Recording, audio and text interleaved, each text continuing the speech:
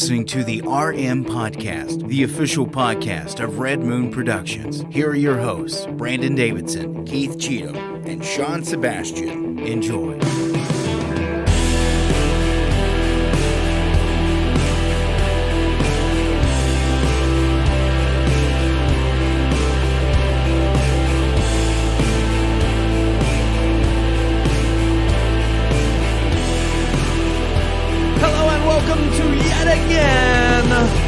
Another live episode of the Red Moon Podcast. Live every single Tuesday night right here on all your favorite social media networks.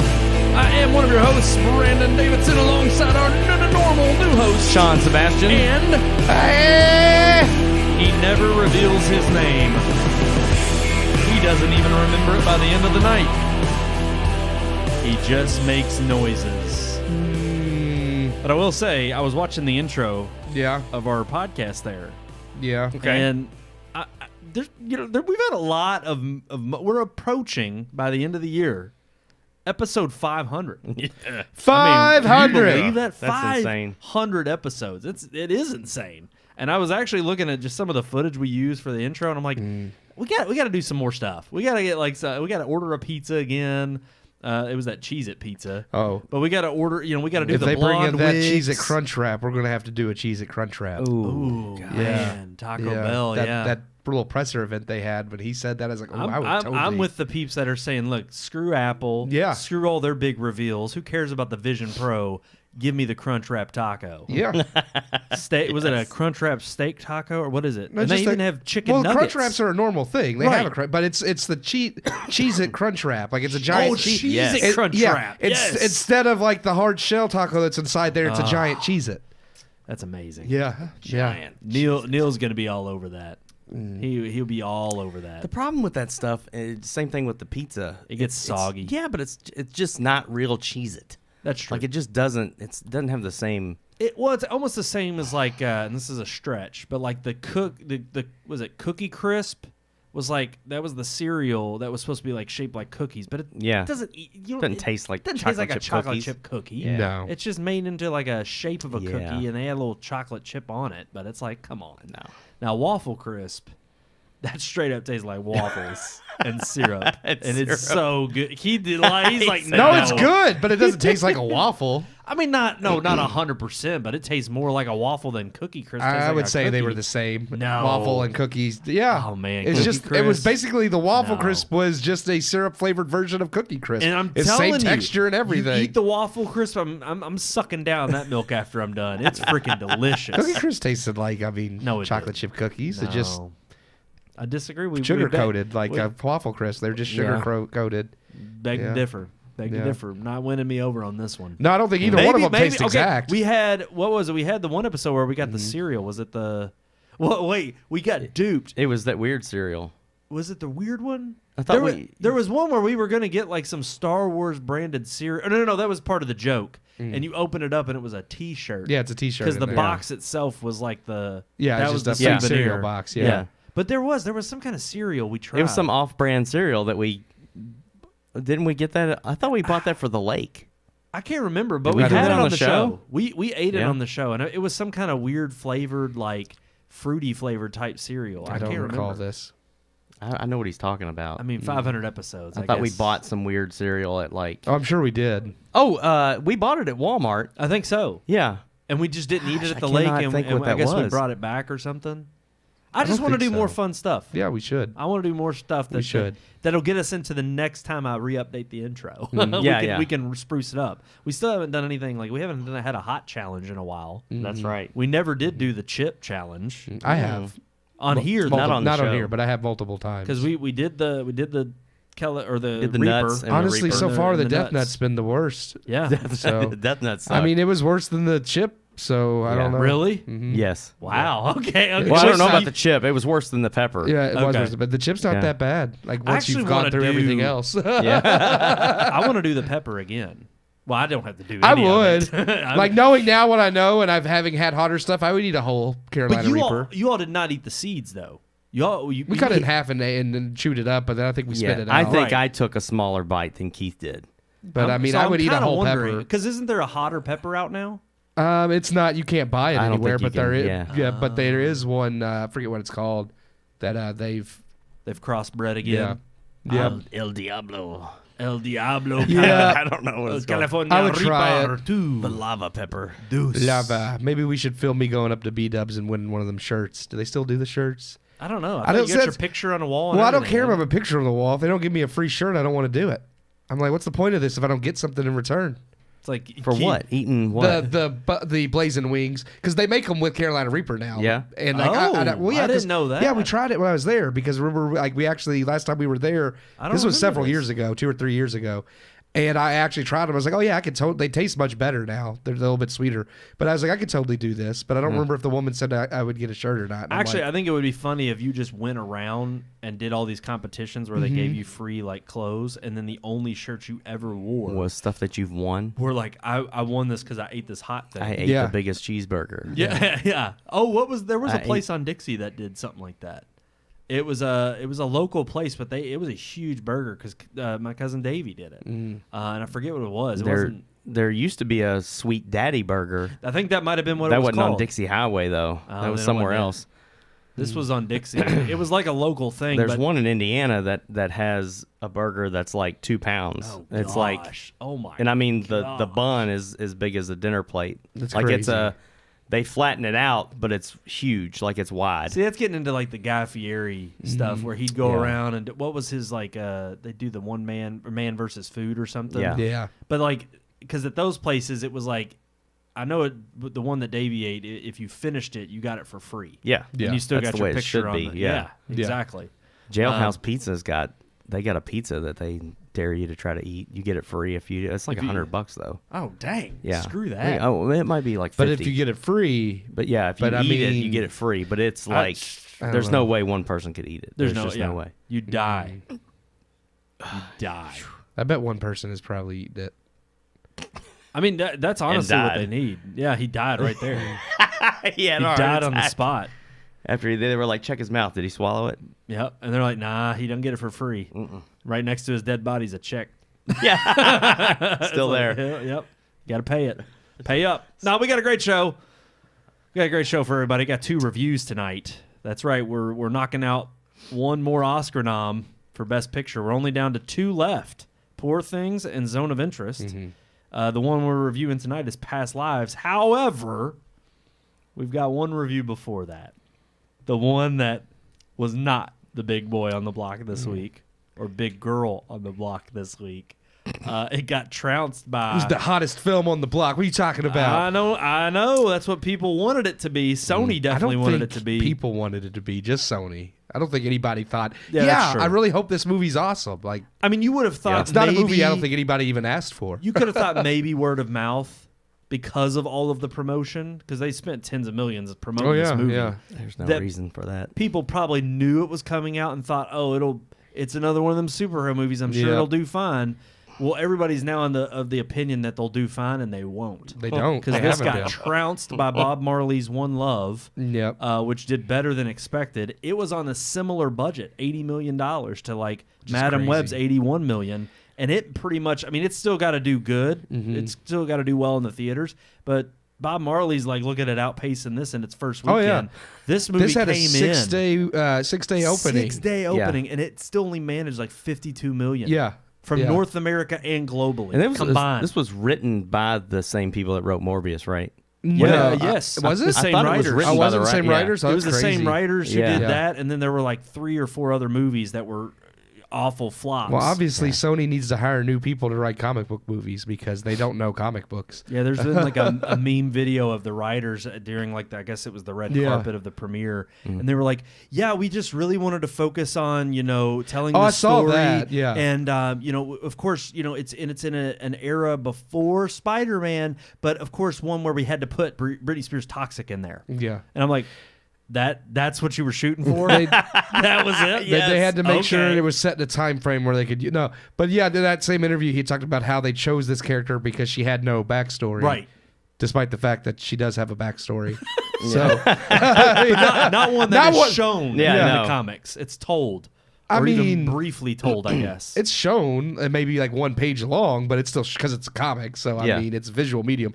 But I mean, it's not. Man, What movie are we talking about? Yeah, we keep hitting Madam Web. Madam Web. I don't know why we do that. We do that all the time. Yeah. We tease it and then we never we We don't just ever tease drop it way too long. Hopefully, way too long. yeah, we do. We do. We drag on. Here's our review. Let's just get into it. Here's Madam Web.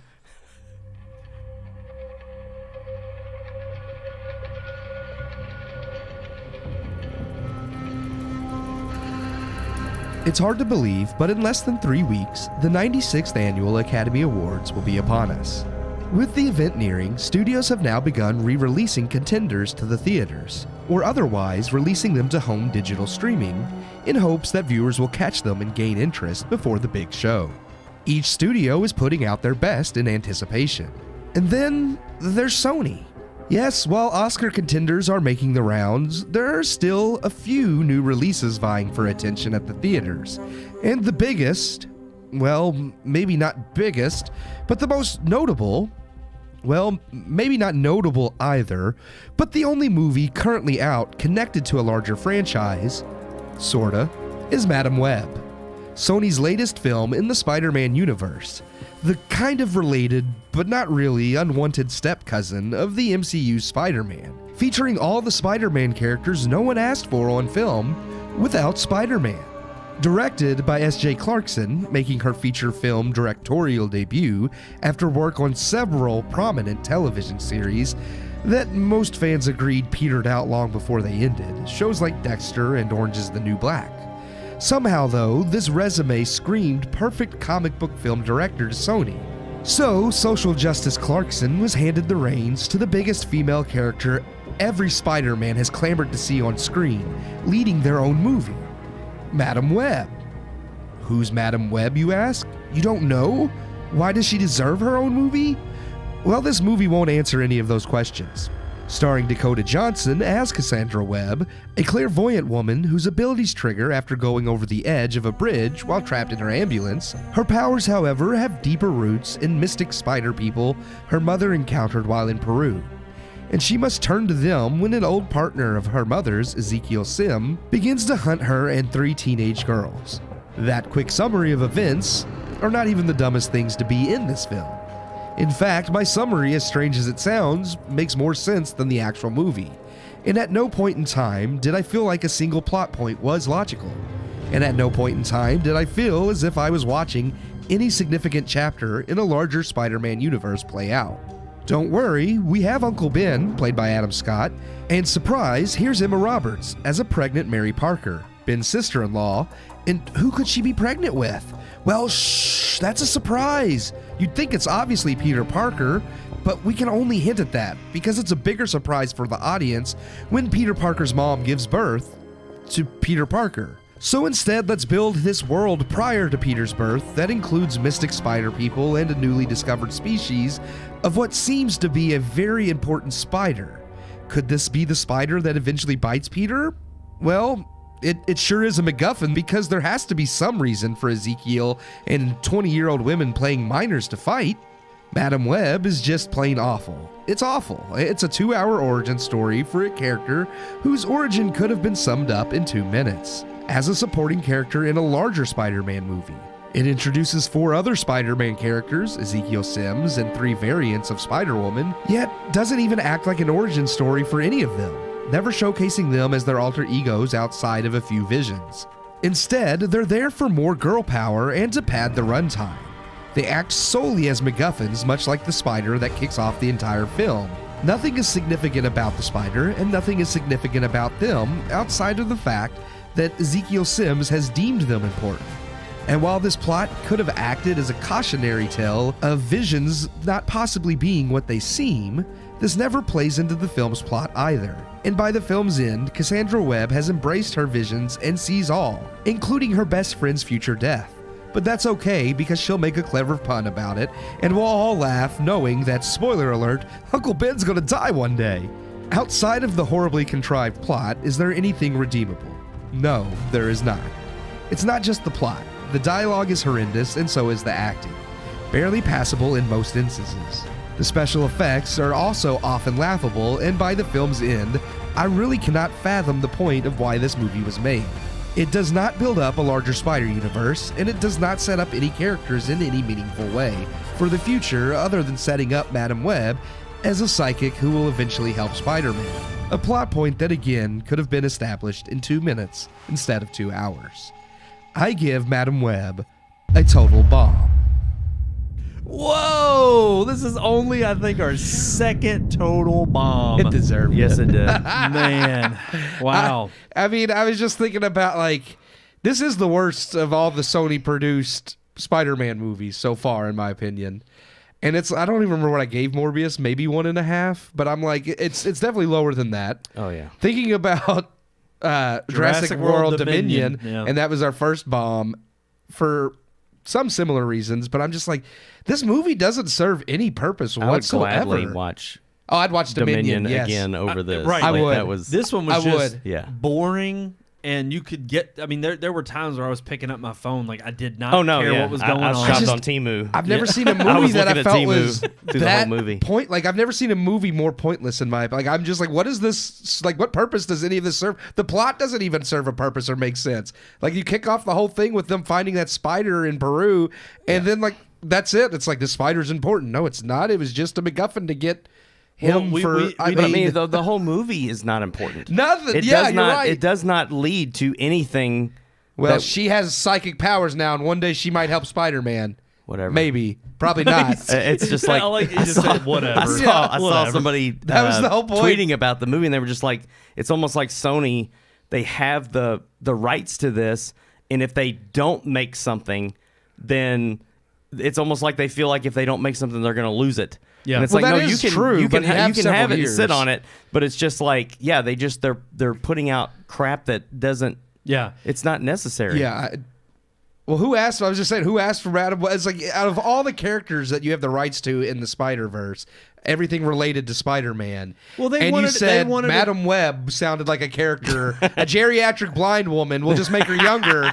Yeah, but it's got to mean- be a female. Well, it's got to and be I the was gonna female say, lead. Clearly, based on even her character with the other Spider Women that they throw in this Right, film, yeah. they wanted a female-led superhero movie because they thought it would be hot, And that's Well, what I get Marvel that. had the Marvels, Right. And so now Sony's got to But have there are other this. female Spider-Man characters that people know more or that are more popular. You could have made a But it Spider-Gwen also- movie. Gwen movie, yeah. But You here's the could have thing, made it a Black Cat also- movie. You could have made a Silver Sable movie. But it proves the point that if you're just grifting on what you think is going to sell for the sake, I mean, this is the problem Marvel has been in. This is the problem that has been going on since the end of Endgame, is they can't find their footing and they can't find a focal point of stories that people actually care about. Whether it's because they're trying to, fulfill some DEI initiative, or the fact that they just got really crappy writers. And we were joking We about already it. know that. Right before we went to the review, we were joking around about how these writers are just terrible, and they clearly. I mean, I have to look up It was a screenshot of the movies that these people have written before, and all of them stunk. None of them. These people have not had any stellar releases. They've all flopped.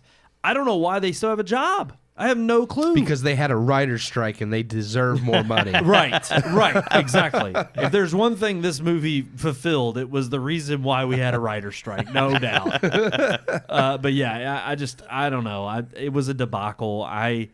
I lost interest within the moment Spider people come out of the. Yeah. That's Honestly, like the first 5 minutes of the movie. Exactly. Yeah, I'm like, exactly. I'm like, what I did mean, these- I snickered because I was like, "Oh, this is gonna be a good movie. This is Yeah. gonna be terrible." Yeah. And then after they're in the pool and she's giving birth and these weird spider people around, I'm like, What this is is this? terrible. Yeah, I'm like, like, what this is is going like on? circa 2002, what I would have seen in the first Fantastic Four, and even it is better than this. I mean, crap. this was like Electra bad. Like Jennifer Gardner. Just like, what? First Daredevil, Ben Affleck Daredevil. What was it? Nerdrotic Yeah. said it was worse Oh, than the man. Halle Berry Catwoman. Catwoman, It's like, yeah. you know you've screwed up when you're worse than that movie. Yeah. Yeah. There were so many moments though, like we were just talking about during the review, where the guy, he brings the woman home and he sleeps with her, and then he just wakes up and starts like telling his whole master plan. Yeah, and the whole time she's just like, "Are you having a bad dream?" He's like, "Yeah, I murder people all the time." She's like, "Just what are you thinking about?" And then like he just murder.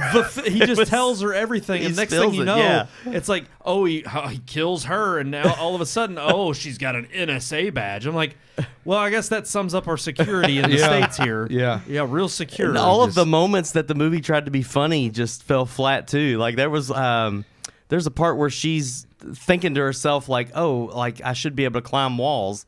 Yeah. And she like goes up against the wall and just like splats up against the wall and just falls down. Yeah, and falls or whatever. And I'm just like, I understand in another world, like in a multiverse, maybe that would have been funny. That was not the way it was delivered. It was terrible. Well, because she had no reason, like other than like the whole Spider-Man thing, who doesn't exist yet. She has no reason. Like, why would she think that? That's right. It was just one of those weird things where I'm like, why would she just automatically assume that she can like stick to walls? Yeah, because we as the audience know what Spider-Man. That's right. I know, but that's why the joke fails, because it's like, yeah, it's only for the audience, but it doesn't work. You're making a movie that takes place before Spider-Man existed, but you expect the audience to know who Spider-Man is, and yeah, it was just garbage. And then even the set pieces, there were no good. I don't even know. I mean, the movie was an $80 million budget, and I'm sorry, we've seen things from Blumhouse way cheaper that can do so much with far less money. I mean, the effects were terrible in this. The effects were terrible, but even like there wasn't one set piece that stuck out to me that I would literally call a set piece. The Pepsi set piece sticks out. Oh yeah, anything with product placement, not in a good way, but it sticks out. But I'm like, the whole entire movie, there's not one thing that you can look. The diner sequence, I'm like, no, this is what you would start a movie out with, because it's so subpar based on what we've seen. And no, I don't need to see planets blowing up. But gosh, give me some kind of acrobatics. Even the flashback scenes, the one scene that we have in the movie of these women dressed up, there's literally one flash forward scene. Yeah. And it shows them not even doing anything, just literally like maybe crawling on all fours up to the camera to give a stance, and they're in their outfit, and then they cut away. And that's it. Like nothing. And her outfit at the end. That was terrible. Looks god awful. With the Shawn Michaels shades. Yes. Bret Hart. Bret Hart. Yeah, Bret Hart that's my bad. Yeah. No, it reminded me of the shades that Christopher Lloyd wears in Back to the Future 2. Yes. Those except they were red. His were like silver or whatever. But that's what they looked like, something straight out of the 80s. His was supposed to look like goofy and like 80s. Yes. And whereas that was like their serious attempt. This one straight up looked like you went to Walmart and spray painted something that was in the kids aisle. And it looked terrible. I'm like, I don't know how they passed. We have costumes at home that are better than that my kids wear. I mean, we get more fancy for Halloween. And like even the scene at the end where she like turns and now she's apparently blind and in a Professor X chair that moves her around. Yeah, it looked goofy. I'm like, this director. I love that you called her social justice. That's S.J. Clarkson. S.J. Clarkson, social justice Clarkson. That was great. But I'm just like, this movie had nothing going for it. It was a bad movie. It was honestly, my favorite part of this movie was there's a scene where she is, I think it's not like the first time she sees what's going to happen, but it might be the second, where she sees the guy getting hit in the ambulance. Yes. Where he like drives and her glimpse of the future shows this like terrible wreck. Yeah. Like mangled everything. And then she tells him like, you need to get out, you need to let me drive or whatever. Well, then he gets in the car and takes off driving, and it gets T-boned a little bit. And it's like, it's nowhere near the graphic scene that she saw. And I'm just like, but he dies in it. Yeah. He dies. Yes. Yeah. In a freaking armored ambulance. Oh, I loved the intro scene when she comes to get the guy out of the car that's flipped. Oh, and the way she even just runs up on the car, it's like Chicago Fire. Dakota Johnson. It was so bad. It was like TV. Yeah. I mean, she has like her acting is so in the I don't care. No. I don't know why I'm being paid to make this movie. Well, she don't care in the movie when the little girl gives her a picture or whatever. what do I do with this? Yeah, they were trying to build up some like, oh, she doesn't like emotion. I guess she doesn't have this affinity for people because her mom abandoned her. Whatever. They were trying to build some kind of stupid backstory. Like She was just going to be an old Catwoman because, That's it. she was going to be T An old Swiftie. Spider Woman. But and then like she gets in the car and she like cuts the guy's seatbelt and he just falls out of the seat. I'm like, Yeah. I don't know if this is protocol or not. Yeah. It didn't really seem like it. No. And even like the fact that they tried to have a team emotional building scene around her teaching them CPR, and I'm like, why is this in this movie? Why? Well, because What they're is not going to this? bother to give any of them powers and have them use it, so you can't have a team bonding scene of them discovering how to use their powers and fight. Wait a So second. instead, we got to have CPR. Now I get it. The real heroes are the first responders. That's true. That's what it was. Female what it was. first responders. This would have been a great COVID movie. This would have been a great it might have movie. worked back then. Right. It might have sold that a little bit better. Yeah, so 0 out of 4 stars. Madam Web is a complete flop. It's a fail. It's bad. We even have a I'd rather headline watch talking Morbius about it, again. but we kind of already talked about, how it didn't stand up to Bob Marley at all. It's going to continue to dwindle. I mean, I forget the major theater chain that's already talking about it getting pulled. Yeah. Because it's not just going to make nobody's- any more Nobody's money. going to see it. Yeah. It's huge. It's a huge disappointment. I don't know how, but I think we do need to drum up enough support online and just let them know, hey, we may be willing to come back and see it. Yeah. If you re-release It's it. like Sony. It's like, look, we know nobody showed up for Morbius 3 times, but we really will show up for Madam Web again. Just do it. Just test us. We'll see. Alrighty, guys. I think we're gonna move on to our other review of the evening. It is one of our last Oscar reviews. That's right. What? We only got 2 more after this one until the big show. Until and the big show. we're gonna have them all in. We will. We'll have have seen every single one of Every them. Best Picture nom. Here Yeah. is our review of Past Lives.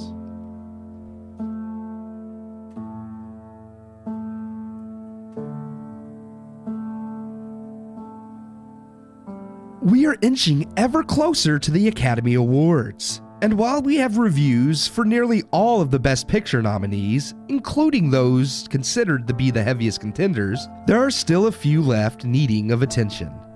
And most surprisingly of all, or perhaps not surprising at all, is that the smaller, less talked about nominees seem to be the ones most deserving of the nomination.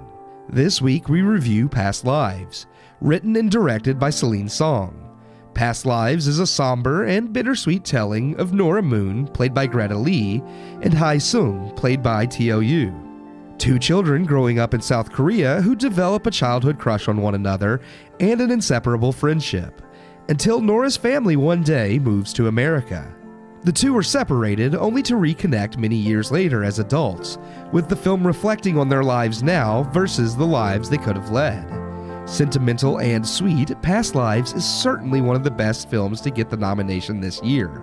With no focus on political agendas or cramming ideology down audiences' throats, Past Lives is an impeccably well-made, emotional ride that focuses on universal themes of missed love and what could have been.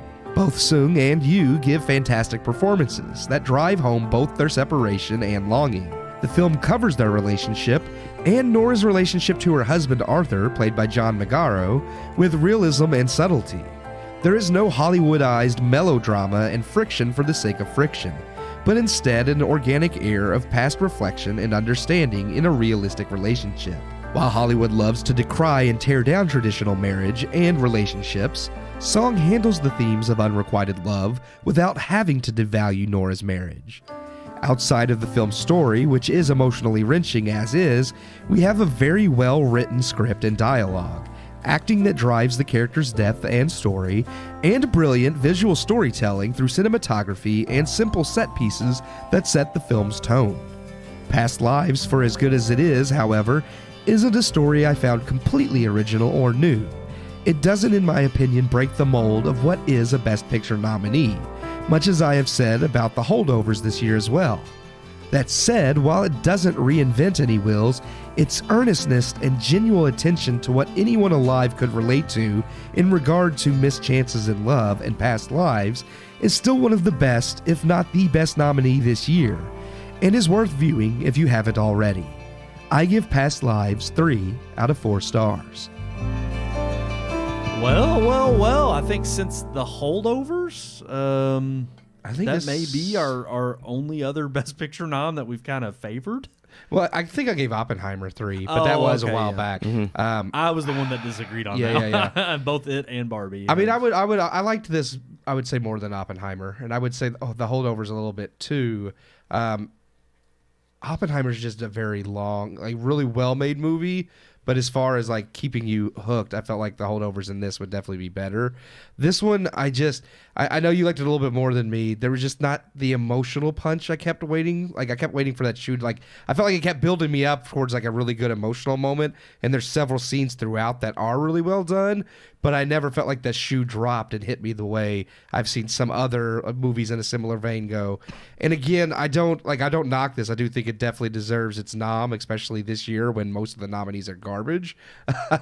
See, and it's weird because and it almost feels like a slap in the face to say that about this movie too. I don't mean it that way. I know you don't mean it that way, but I ended up giving it 3.5. And while I definitely think they're, part of our story time segment a little later is reviewing the last decade or even then some of Oscar Best Picture winners. Yeah. And definitely if this had come out in other years, it might have not landed a Best Picture nom, or at least it would have been in the bottom tier. However, definitely compared against the competition, but even on its own merit, I ended up favoring this a little bit more. I still have, not seen The Holdovers, so I still need to watch that movie. But I don't know if it's going to sway me in the same way this one has. I don't think this one has a chance of winning. I still think Oppenheimer, as we get closer, is probably the favorite, as I've seen it pick up other awards.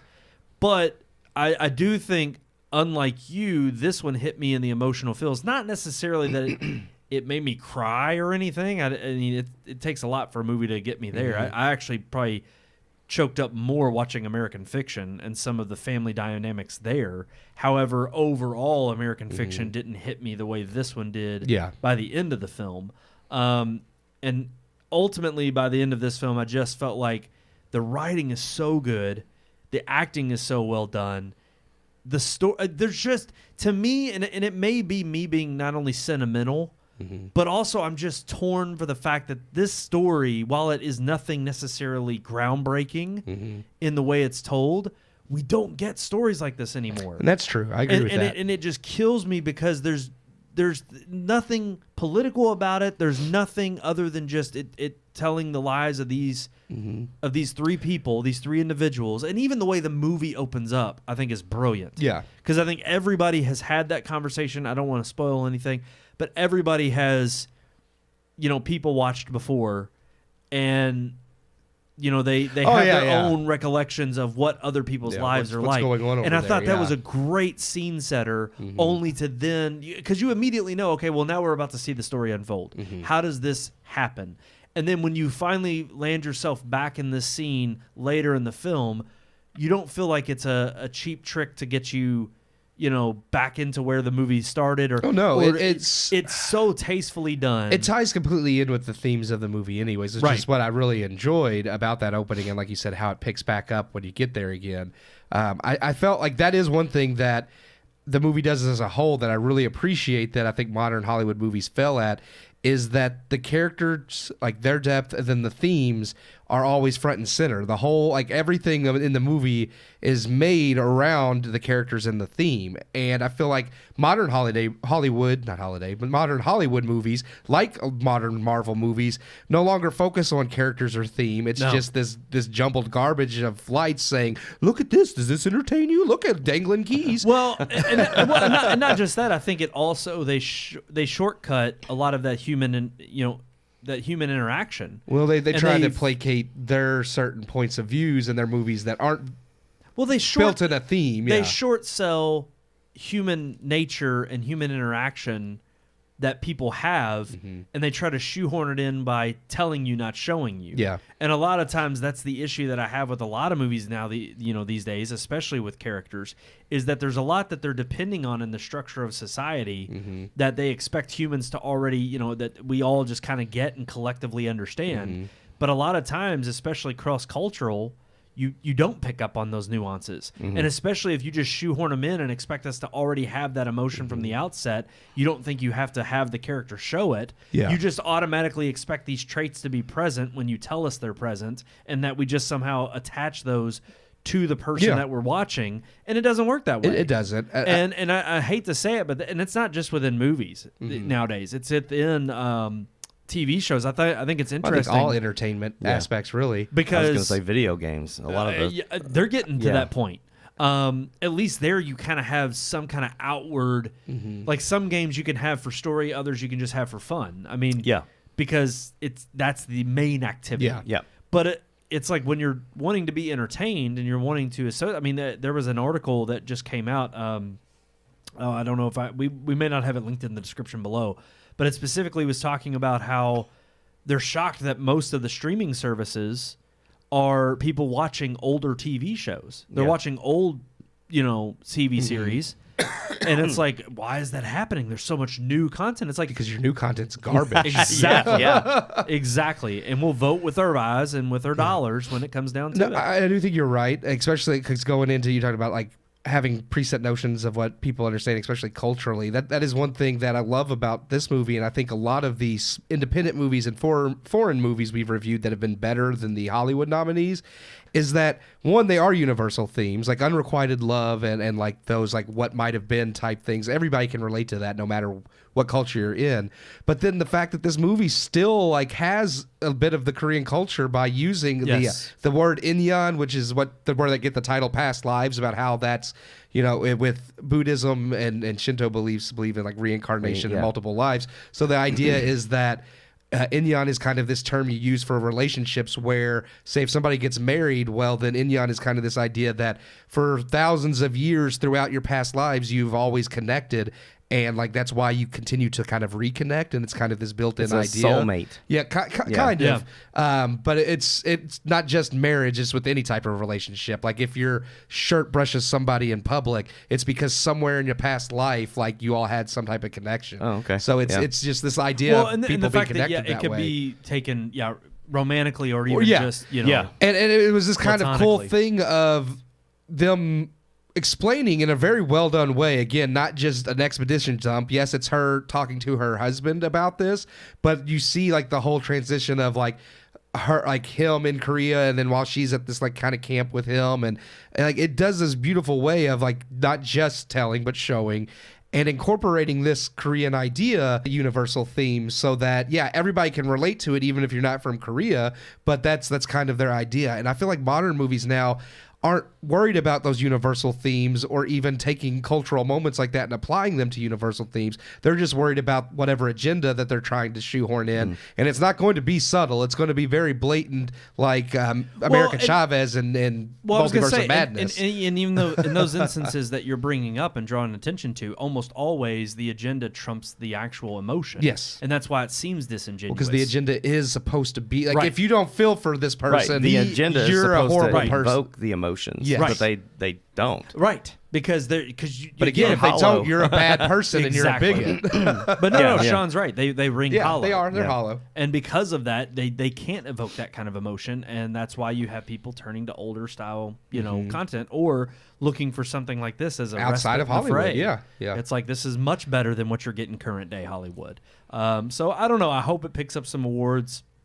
Probably won't, unfortunately. I don't think it's really nominated for much else, which it's a shame. It is. It's one of those things, and we're definitely like. It was funny when I made the graph that we're going to get into later. I was just like, you can. There's like clear. I was just decline. Like you could see it was just so blatant to me that it's like, man, you could just kind of tell. Like 2015 on, like you could just see like where which is about the year we started this thing. Well, there's a crazy. There's been almost 10 years. There's guys. like this steady trickle, and then all of a sudden a sharp turn, and you could just see it building, and then bam, like everything's agenda driven. Not just with the movie industry, but just our culture, the political climate. Like it is really weird that if you look at like 2015, 2016, that's when it just took a turn. Yeah, like drastically. Yep. And it's just kind of amazing. That's not something that's like, there's things that have changed over 40 or 50 years that you can recognize that like I would say even our idea of America's place in militarily and with war, like since Vietnam, our mindset has changed a little bit, and it's like over gradually. But this is something like the woke thing, like that is just came out of nowhere. Yeah. And it was like, I don't know how to explain it. Like I don't even know if anybody can explain it. Right. No, I mean, I think it's going to be left up to the the historians. But I mean, it's kind of weird because we were thrust into this world of social media and everything being integrated. And I think the more that you see, I think restrictions loosened on individual, free thinking and free speech, the more you see the backlash from those who want to control that and keep it from being something that is broken free. And I think you're just seeing where the pendulum swings have kind of always been gradual back and forth. And sometimes you can even look back in history and say, oh, well, that wasn't as gradual as we thought. We just, now as time has moved on, we've unveiled more as to how drastic it was. Whereas now you don't really get a chance to breathe. The 24-hour news cycle mixed in with all the other drama and everything going on, you're getting these vast shifts in the tectonic plates of, cultural and societal norms that are just changing all the time. And it's like, you wake up and you don't have a chance to breathe. It's like things are always changing. It's crazy. But crazy. We're going to move into our headlines now. Yeah, I did not see this movie. Well, you're going to check it out. I'll catch up. I'm going to watch it same as you're going to watch The Holdovers. Yeah. So, but we got our next movie is Zone of Interest. Yeah. We're saving Poor Things for the final Oscar nom review. Oh. Yeah, that'll be right before, along with Dune. Are we saving the best for last or the worst? We don't know yet. We'll find out. I don't know. I've had mixed feelings about all these, but then I will say with American Fiction and this one, definitely some surprises. Even Anatomy of a Fall, it wasn't my favorite, but it was better. Like I said, I feel like the last couple we've done have been better than the ones that are Maestro, being constantly talked about. Yeah. So Oppenheimer, Barbie. There's a lot of them that I'm starting to like more than Oppenheimer now. Good, really. I just don't think Oppenheimer to me. I still don't think Oppenheimer's a bad movie. I just don't think it deserves to be Best Picture. Yeah, agreed. And Oppenheimer to me is Nolan what Revenant was to Leo. It's like Leo did not deserve to win for The Revenant. It was an okay movie, but it was vastly overrated. At the time, though, we all wanted him to win it. But I would have, even then, I would have rather had seen him win for Wolf of Wall Street earlier, like in his career than that. I just don't think he deserved it for that. I thought him Once Upon a Time in Hollywood was. Another performance of his that rivals The Wolf of Wall Street. Fair enough. I think both are better than The Revenant. True. I'm not saying The Revenant's bad or his performance is bad. Just again, I don't think it's anything stellar based on what we hadn't seen from him already before.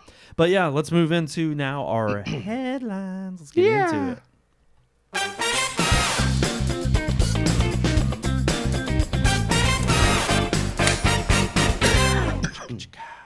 Man, we're still getting over some coughs. I know it, man. Me and Keith are both over here. Acting up a storm. Oh, it'll be all the way until, I can tell. Yeah. His voice is gruff and mine's... Spring coming and allergies, and it's just... Phlegm is here. It's going to be like this for the next couple months. Phlegm. And people are just like, okay, well, I'm tuning out.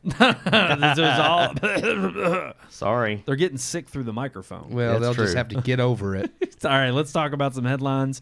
The big headline for this week is that Paramount Plus, it's looking for a new home, possibly to merge with Peacock. What is this? They've been shopping because we've already heard about Paramount possibly merging with Warner Brothers Discovery, and that's not off the table either. Apparently, I think that was before. The Disney buyout of 20th Century. So the Peacock, based on the article, this wouldn't be a merger of like Paramount and Viacom, who owns Peacock. Like this would just simply be a partnership to pair Paramount and Peacock together.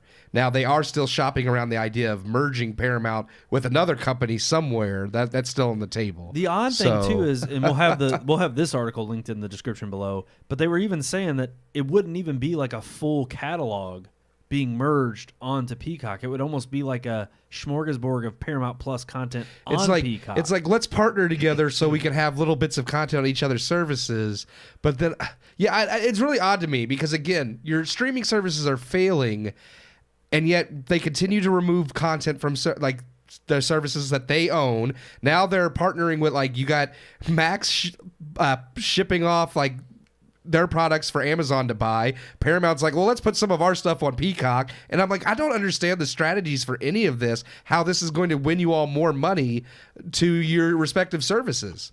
Well, because that's the problem, though, is they're bleeding money to the point where they're looking to hoard themselves out, for lack of a better word. That is. They're like, well, here, buy our content. Right. And how can we pilfer off some of our content exclusively for a time being on another service? Meanwhile, here's the one thing, if Paramount Plus and Peacock combined, the odd thing is network-wise, that's CBS and NBC together. You already have Disney and ABC that owns ABC, and they're partnered with, what is it? Well, Fox doesn't really have anything. Yeah. They're just kind of, they're just sticking with cable Hulu, and network. Disney's, most of their stuff is on Hulu, like ABC and some Fox. Fox actually partners with Hulu, too. Okay, so then they put a little bit of their stuff.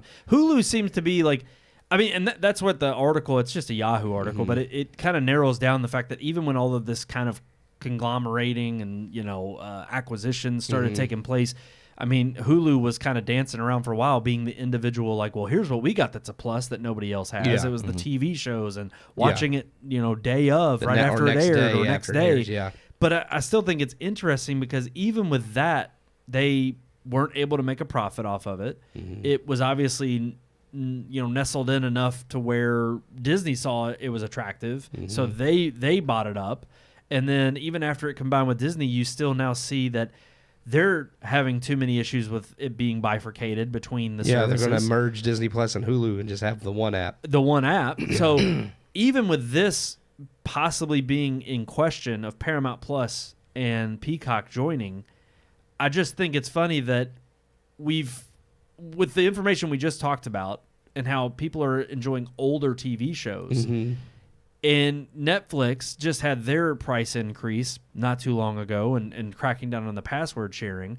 But even the content they have, we were talking about how it's putting them in a bind because all these people have to do is just get together and say, hey, well, we're not going to sell you our content for your platform because all the eyeballs and subscription fees are going to you. Yeah. Why don't we actually hold on to our own content? But now even their own content libraries aren't sufficient enough that they still have to. They're still selling. That's what's funny is you would think they would be like, well, let's just hold on to all our own content so that the only place people can get it is on our service. But because their service aren't doing well enough, they continue to sell their content to other services. That's what I think. I think we've gotten to the point where there's too many streaming services to where, and we've talked about this before, but people are having to decide which ones they are willing to pay for and which ones they want to keep. And I don't think some of these, like, I think Disney is one of those, unfortunately, that still has such a back catalog that people are still, like myself, I'm willing to pay for it to have that back catalog for the time being, but it's so robust. I don't feel like I don't feel like there's anything on Disney that I'm sorry. There are things on Disney that I can only get there, and I'm fine with that. But with Paramount and with Peacock, there's not really anything that they have that I'm willing to say, okay, I'll keep your service or I'll pay for the top tier of your service just to get this one thing. Yeah, because that's all it would really be. They only it's have just one or two major series. There's a handful, and it's like with Peacock though. I mean, it's one of the cheaper ones. Yeah, it's like $5, $5 or $6 for the ad plan. For the ad plan, which is what I have. And that's so that me and the kids can watch Nickelodeon and Alf, and that's where we've been watching Legends of the Hidden Temple. I thought that was Paramount. Isn't that Paramount? Yeah, Paramount owns Nickelodeon. It's Nickelodeon. But they've sold. We're watching it on Peacock. Yeah, right because now. they have. Oh, so they've already started. Partnering No, there's Disney. Nickelodeon content on Hulu and Netflix. Yeah, so that's what I'm saying. Like they've done that. Some of it's ridiculous. Like that was the only possible selling point for me thinking about getting Paramount Plus. Oh, the Nickelodeon content's never been exclusive to Paramount. Wow, it's other places. Yeah, because there's Nickelodeon stuff on Netflix right now. Well, they already have outstanding deals they still have to honor, But then, like, even when those deals expire, like, they've been re-upping them because I guess, I don't know. It's weird. knew about the Netflix Nickelodeon. I knew that Nickelodeon, because that deal happened like 2-3 years ago, where they were going to start putting stuff on there. But I didn't know that Legends of the Hidden Temple and stuff like that was on Peacock. That and Truth or what was the other one with the Double Gak? Dare. Double the Dare. one with the Gak and all that. What was that show? That's on there too. I know which one you're talking about. But it's old, good TV. Yes, man. it's good. It's so good. But what's ridiculous about all these streaming services is that it's like, for instance, I said me and the kids are watching Alf right now. Yeah. They love it. There's like 4 seasons of Alf on Peacock. There's 1 season that's not there. Yeah. It's on another streaming service that we don't have. Yep. And it's like, so I can watch season 1 and 2 and 4 and 5, but I can't watch season 3 because it's only on a different service. This is the issue with the Taylor Sheridan stuff. I mean, Yellowstone, since its inception, it was split between the two, Peacock and Paramount. And I'm like, the new stuff was on Paramount Plus, the old stuff was on Peacock, and I was like, so I've got to have 2 separate subscriptions on 2 different platforms. And not to mention, I mean, there's all sorts of problems, whether it's, the splitting up of what's available, what's not. The prices are now getting comparable to where if you subscribe to all of these platforms, it now amounts to cable, which is what everybody's complaining about. You have ad tiers being introduced, so now it's not really feeling like it's the same value it was proposed as to begin with. Might as well have cable, then you also have originals that they're trying to justify you getting the subscription for, so you can say, oh, it's not just the old content that you want, it's also this new stuff that we're producing, even though it's flopping and nobody's watching it. Yeah. I mean, you've had a few little things. I think Five Nights at Freddy's was well done, but it released in theaters as well. And they did a good job in the marketing and getting that on a platform you could watch at home, or you could watch it in the theater, and they double dipped, and it paid off to their success. Yeah. Peacock, I know for one, for us getting back into wrestling, it has the WWE network in the States here. So that's been one reason to have Peacock. Like, you almost oddly have to have like some kind of silver bullet that will guarantee you're going to get some certain kind of subscriber base, because it does come down to what you're saying, Sean, where all these people are looking at all these streaming services and they're kind of weighing their options of, well, this one has this, what I'm really into, this one over here, not so much. I guess I'm gonna push it to the wayside. Yeah. And it seems like Paramount Plus has become the redheaded stepchild that people are willing to do away with. There isn't anything other than the Taylor Sheridan series. There's not anything on Paramount driving people to it. Right. And I understand them wanting to alleviate, I guess, that, that's why they're wanting to combine with another service. But then what happens if they do combine with a Peacock? Are they going to raise prices because now you're getting more content? Then is that going to turn people who are already subscribing to Peacock? I mean, I, for one, really only watch WWE on there right now. But even then, I will occasionally find older shows. The Office is on there. I rewatched that. Yeah. And I do like the fact that it's a no-ad plan. I'll pay the extra $5 to get a no-ad plan. But that's... Or actually, I think it's like $12.99. I can't remember for the ad-free tier. But even if it is, I'm like, that is still okay. It's on the bubble. But if they increase it to like $15, $18, I mean, I'm probably not gonna do it. Yeah, they all go up. Like, yes, nothing's ever going to come down in price. It's just a continual raising oddly, the price. I think the one that has been the most, and it still pisses me off, and it's why like every once in a while I get ticked, and even if I've got to subscribe because they have something I do want to watch. But Netflix is, I think, the only one that has not only increased its subscription price, but they have intentionally kept. They don't have. Excuse me. I knew it was coming, and I was trying to continue my thought. Oh man, you don't sneeze often on live TV, but sometimes it just happens. You can't help it. But no, Netflix is the only one in my mind that has increased their prices, but haven't added any extra value other than what they claim is like the 4K with the Dolby Vision and the sound. Yes. Like their library, as far as their originals. And maybe new content that gets shuffled in and out, as it always does, has like that's never changed. That's always been the case with Netflix. And even in this article, it talks about how they were kind of the ones that came in, and now they're starting to overturn a profit. And so Netflix is, it's still the de facto because it started out the streaming wars, and it's kind of what got everybody into this game. But as these players kind of pilfer off and find who they're best partnered with or what the best way to get their piece of the pie, even if you have main dogs like Netflix in the game, I still have to have this like kind of heart-to-heart thinking, what if even if I drop Netflix, which I have done, and there's others that I pick up from time to time, I don't see how that's lucrative in the long run for people who kind of come and go as they please with this a la carte content, such that it's like you can kind of get what you want, but then you drop it. And I mean, Netflix is already, clamoring the fact that they've been doing great since they did the password crackdown. I'm like, but until you start producing more stuff that nobody watches and you get deeper in the red, and then you're back in the same boat you were in. Yeah, and I think they're starting to see that not necessarily a drop off, but I think they're starting to see the whole people subscribing for 1 month to watch one thing and then ducking out. That's Netflix is getting into live things now. There's actually a tennis match.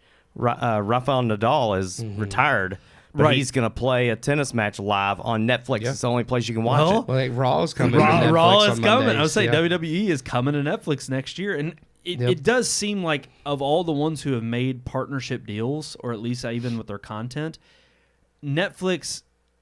It started out as the third-party content king because nobody was streaming. Yeah. So of course Netflix is like, absolutely, we want to drive people to our platform. We'll pay all of these other distributors and these other big players. We'll pay them for their content, put it on our platform. And of course, it's only been within the last 4 or 5 years that the others have gotten into the game. And like, hey, why are we just giving all of our content to Netflix? Yeah. Let's use that for our own platform.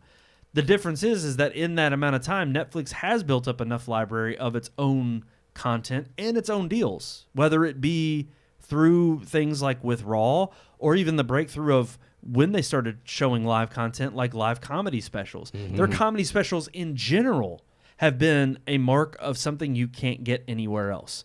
And yet there used to be HBO. Yeah, right. HBO used to have the good stand-up comics and the Well, live and I will say, pay-per-view even, but funny enough, I think Max is probably the only other, and it started off slow, but it's kind of the only other competitor in the streaming space other than Disney Plus that I see as being a viable, option, because you have the Warner Brothers catalog, and even now that they're merged with Discovery, I think it was more so, just having that all together that just helped make it another, great deal. But I don't think people were flocking to Max to get the Discovery content. Yeah, nobody cared.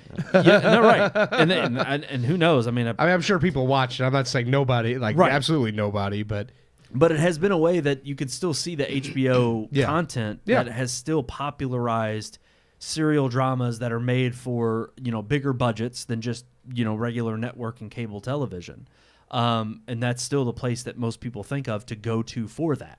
Other than Netflix, which came into the game and they started doing their own.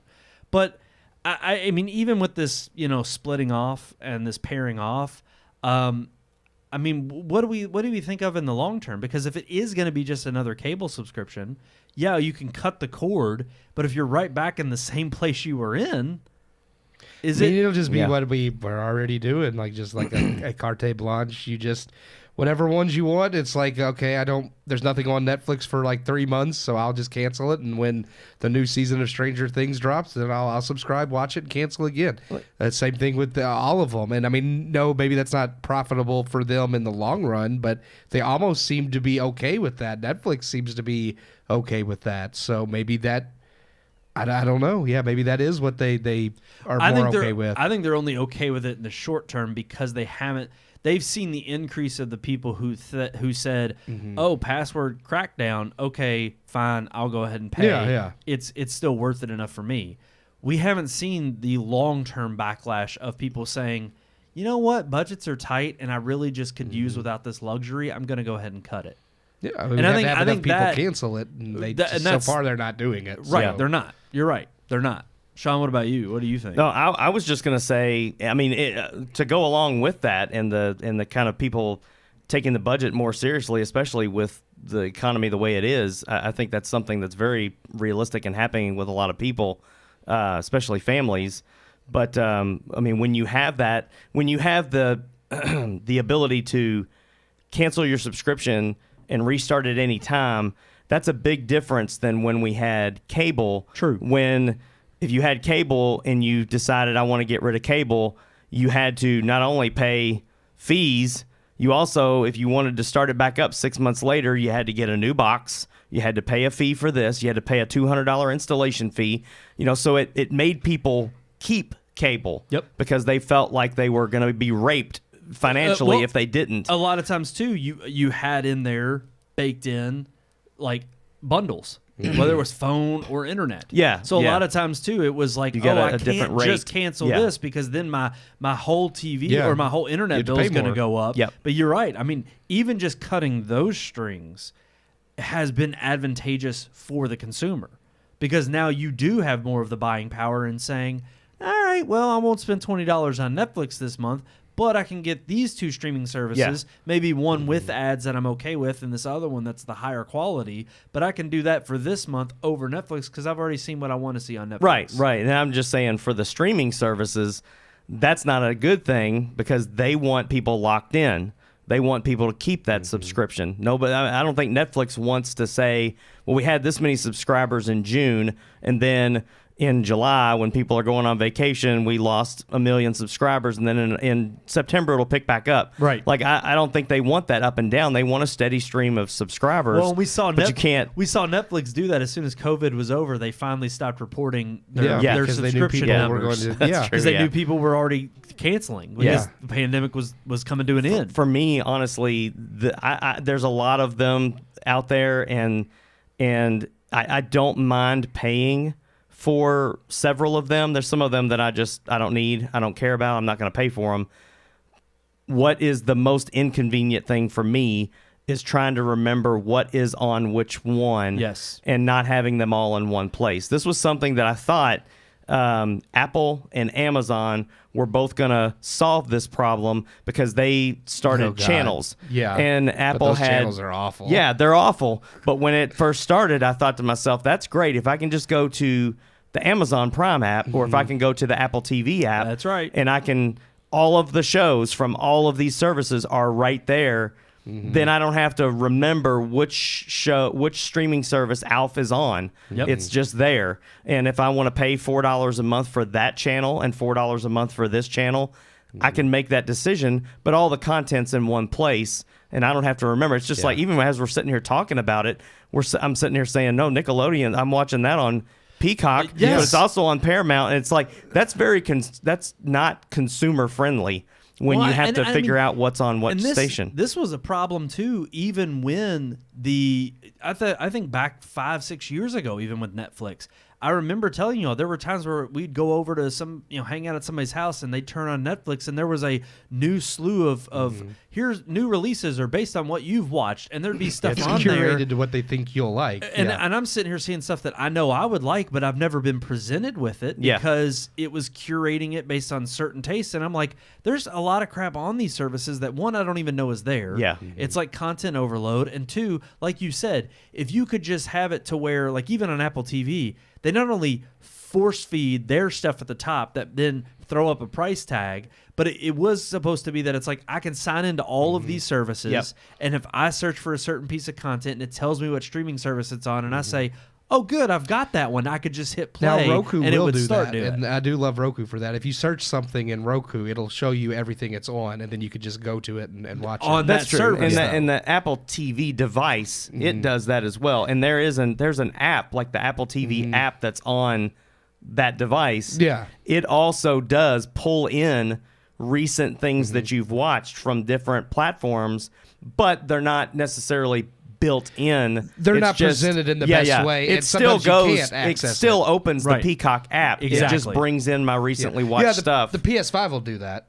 Like it'll have like, and then It if you will. click it, it'll open up the app. Yeah, and that helps a little bit, Yeah. but it still doesn't solve the problem But of no, you're 30 right. streaming services Well, and because all these I- apps. you don't know. Yeah. So many Yeah. times I've not even resorted to that on the PlayStation. What I've ended up doing is I'll get on Google, I'll search for it, and then every single one that has a page, you can click down and it shows you what subscriptions it's Yeah, on. streaming As long as it's now or accurate, because something. sometimes Well, Google's not sometime- up to date. Or Yeah. what kills me is sometimes it'll say like Hulu subscription or premium subscription. Yeah, that means Yeah. you have to And have a you have- subscription to another service Right. within Hulu, like which is Stars such or BS. Showtime. Exactly. Because Amazon has that too, like subscription or premium subscription. And it kills me because I'm like, oh, it's on this platform, but only if you have a subscription to. Because again, Stars and other platforms like that, Showcase or whatever Well, it was. Showtime is a part Showtime. of Paramount now. If you have the premium Oh, Paramount, great. You have 2 tiers of Paramount, and if you have the top tier of Paramount, you get all the Showtime content with But it. all of those were used to be special channels that Yes, you could buy on your cable subscription, just like HBO. Well, now you can subscribe to them through every other streaming But that's service. what's crazy is like, but Stars, sometimes it has its like own separate interface. Other times it's built into an app like Well, it's either Amazon or. Prime. You could subscribe to Stars and download just the Stars app, or you could subscribe to Stars through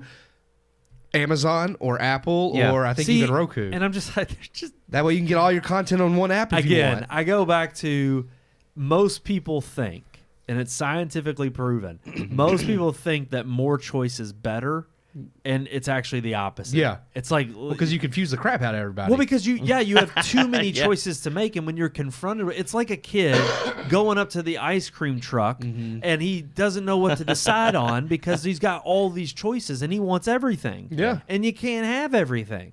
And so I can do have it all. I agree with Sean ultimately that I think it's a benefit more so than a negative from where we were at with the cable days, because cable really was all or nothing, and it was the only way to binge watch. And you something. also couldn't pick what you could, but True. but there, whatever came on whatever time, That you was were what stuck. you had- yes. Yeah, you know. You It's had almost to- like cable's demise was on demand, because as soon as they started on demand, that's when streaming services started getting big. It's like, oh, people like on demand. It's like, I wanna we pick can- what I wanna watch when right, I wanna We can watch do it. that with a streaming service. But even then, I remember on demand being limited not only based on when they had it, but sometimes it was still pay per view. It was like you have this Yeah, available, that's but true. you still have to go and pay some for of, it. some of it's free, some of it you had to pay for, and Or and it even had still, ads in yeah. it where it would cut in the middle. Yep. I mean, and you still have streaming services that is what they promote. Pluto TV is that way. Yeah. It's all free because it's ad based completely. Yep. And I think that's where a lot of people also get this.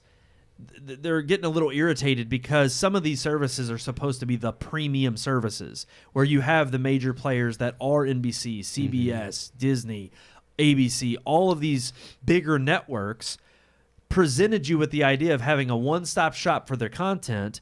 They sold you a premium, package where you could get this a la carte, all this content, and now they're sprinkling in, oh, well, because we didn't quite think it's not as lucrative as we thought, so now we're going to put ads in here.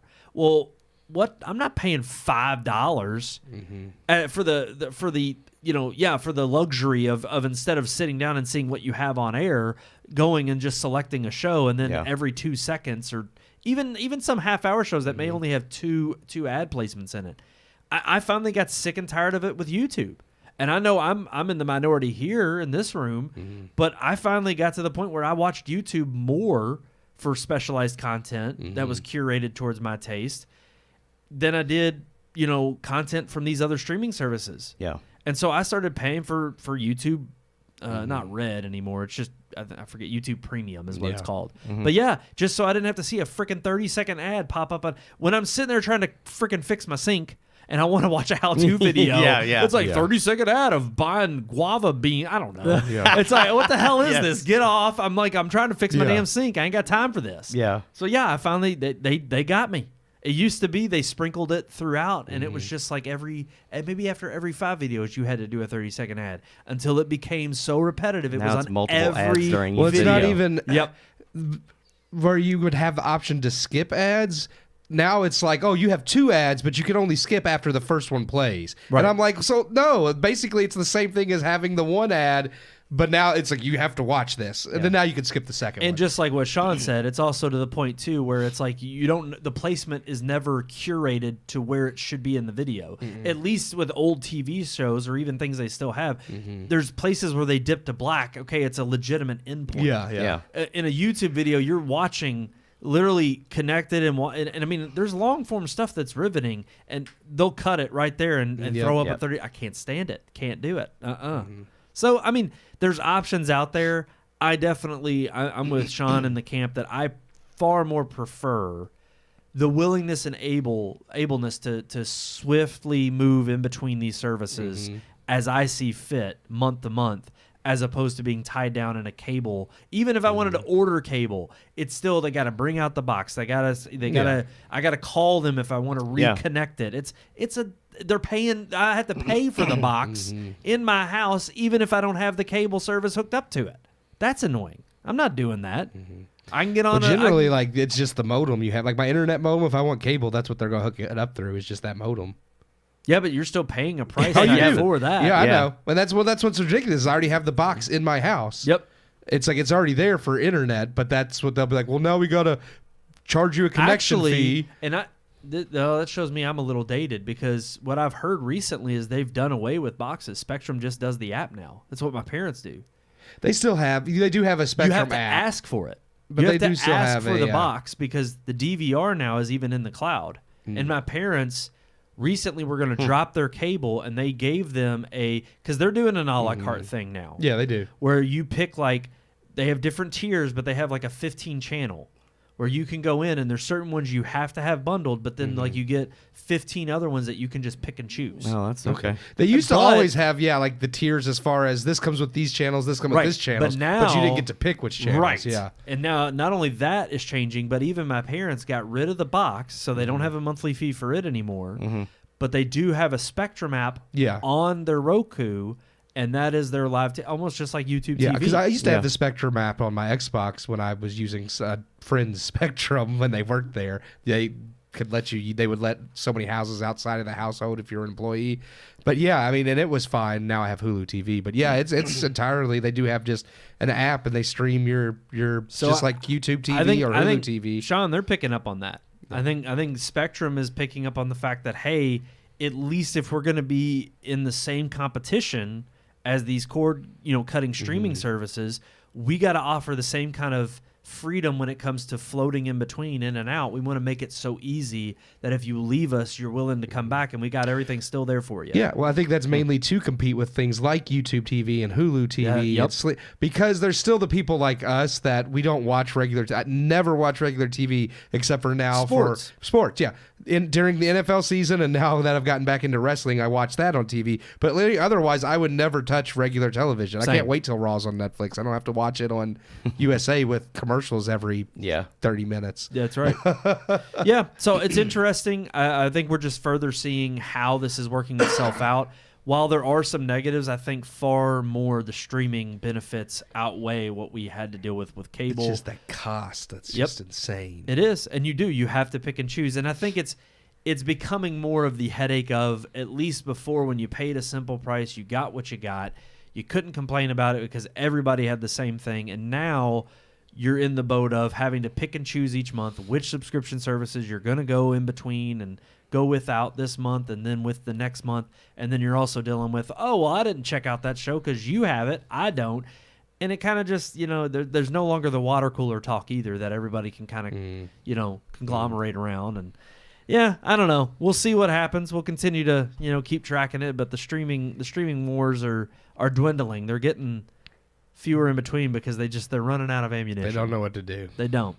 All righty, guys. I think we're going to move on to our final headline of the night. We already talked about Madam Web flopping, but we're going to move on to our third headline, which happens to be a couple of different things, because there was Disney had a huge deal today with Sony, inking a deal with Sony Pictures, now distributing their physical media.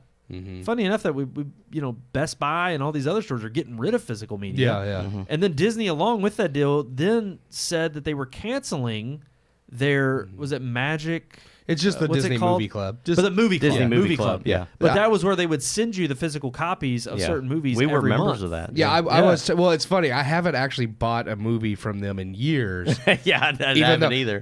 But Because they're all bad. they are all bad, but Touche. they also are all overpriced. When you sign up, you Yeah. got like so many movies for like, I forget what the price was, like maybe $12, but you could get like 6 Blu-rays. It was an amazing deal. Yeah. But then you have to, for over the course of a year, I think that you still had to order like so many per month, like buy one per month for so many months. I don't even think. I thought it was more. I thought it was like you had to buy 4 or 5 a year. You do, yeah, you do. Yeah. Like when you first sign up, though, they gave you a bulk. Like I Yeah, got they to did, choose, yeah. and that was cool. And then you have to buy at least like for that. They in that just year. send them to you unless you tell them not to send it. Well, what you do is you get a new debit card and never put your new one in, and then they just send you an email every month. We can't charge you for this movie, so Oh, we're not okay. going to send it to Yeah. you until you respond to us. And then I didn't respond for 2 years, and now they no longer exist. So Yeah, Wow, so you really couldn't cancel it. I could have. yeah. You can. But then wait, cancel why'd it. you do that with your debit card then? Why did you? I didn't do it on purpose. It's just I no longer wanted any of those movies, so I never entered in Oh, a I new. gotcha. Like my debit card, I had to get changed, like for other reasons. You just And- forgot to put in. And I never okay. updated Disney Movie Club, but at the same time, they couldn't like automatically charge me because you do have to go in and tell them you don't want it, or Yeah. they charge you. I They would gotcha. send you an email or and send then they you would something automatically in the mail you the movie. Yeah. Well, then because they didn't have my card information, I stopped responding because I'm like, well, I'm just never going to buy anything from you again. And one day I probably will need to call and just tell you, no, cancel it completely. But now they no longer exist, so I don't even have to do that. Like Avengers Endgame was $40. yeah. When it came on 4K Blu-ray. Yeah. They were from Disney way Movie like Club. full like MSRP. You could get it for like $22 on Amazon, yeah. Yeah.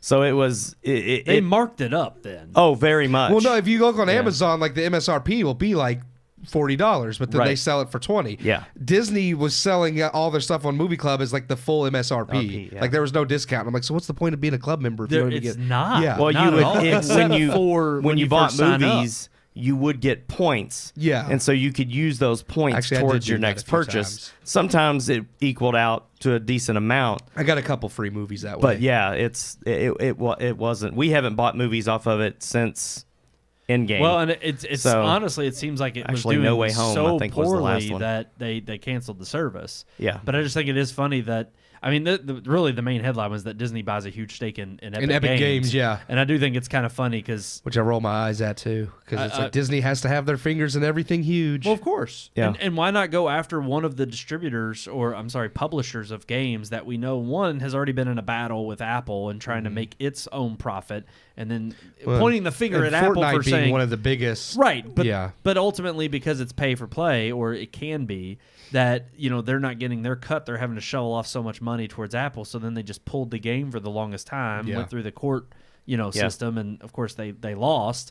But even then, it's like Epic Games is in the same, they're on the same field of like, okay, games as a service. Yeah. That's what all the big EA. I mean, Yep. all of them are trying to figure out ways in which they can get. Nickel and dime, yeah. That's Yep. right. You can do either microtransactions, or it's going to go into Pay to win. Pay to win. get a little bit ahead. Along with the same topic of the Sony deal, Yeah. I was also reading earlier that there was like 20 something movies that I think they were under the Fox 21st Century Fox banner. They got 4K remasters that they paid and remastered the films, and Disney decided they were never going to release them in the 4K remasters. But now that they've dumped the distribution stuff onto Sony is potentially going to release all of these, And that's nice. all of these 4K remasters that Okay. that were they had already paid for them to be done, and then Disney was not going It to. shows Sony has more respect for film than Disney does. So it's kind of Yeah. interesting that it's like now that it's out of their hands, we But I might get also some find it remasters just- of it's- some of these movies. It's so weird that, I mean, because that has been, like, we've seen this kind of decline in physical media, and we've all admitted to it on here, whether we see the pluses and minuses. Clearly the minuses being that, there's no telling when a service goes down if you're going to lose that content. We just talked about that last week with Funimation combining with Crunchyroll, and the fact that certain things. Amazon's done that. Sony has done that with their on PlayStation. They've had where things were removed. Yes, and so I mean, with these digital content libraries, and there's not servers out there that will host this content anymore once its licenses or whatever lapse. The real question then becomes like, if your library goes away, did you ever? I mean, you paid for it. You said you owned it, and this is why physical media is important. But oddly enough, as we've seen that decline and stores getting rid of, I mean, Best Buy is the most recent, to take note of getting rid of physical media entirely. They don't sell it anymore, and I can't blame them if nobody's buying it. Yeah. If it's not a huge portion of their store that people are visiting and buying content, they're seeing the sign of the times.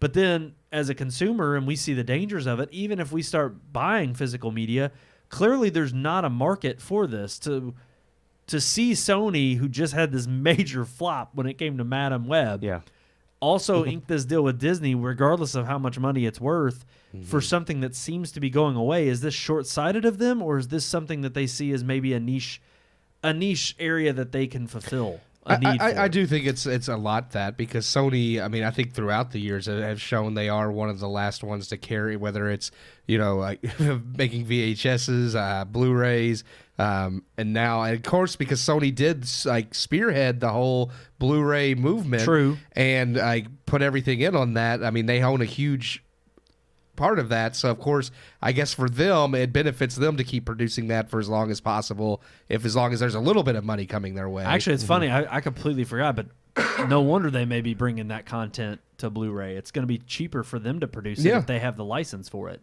because otherwise Disney would have had to license out the Blu-ray technology. So it's like for Sony, they're whether just that's like, hey. 4K or not, I don't know if that's the same technology. I think so. I think it is still Blu-ray technology. So I mean, just the density of the disc is thicker, or not physically thicker, but the parts of the disc. Regular Blu-rays are 50 gigabytes. 4K Blu-rays are 100 gigabytes. Okay, that's the only difference I know of. But it's just it is crazy to me that I'm like I yearn to still get back on the physical media bandwagon. I but still buy them. But here's the thing: I don't think I'm going for them all, right, sadly. And I just don't think I'm going to buy something unless I know it's the last thing that I think I bought, and it was actually a gift, but I would have bought it if I didn't receive it, would have been Lord of the Rings Return of the 4K edition, the whole trilogy. Yeah.